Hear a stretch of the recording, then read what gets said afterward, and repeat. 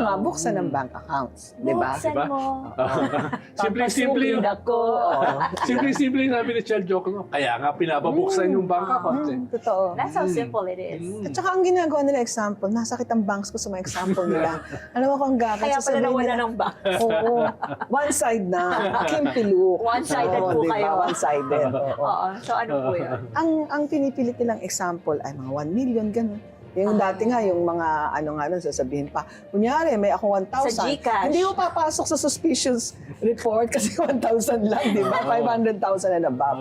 Ang tanong dito, nakakalimutan natin, that the officer is a public official. Di ba? Right. The VP is a public official. As a public official, hindi ka dapat may other sources of funds. Tama po ba?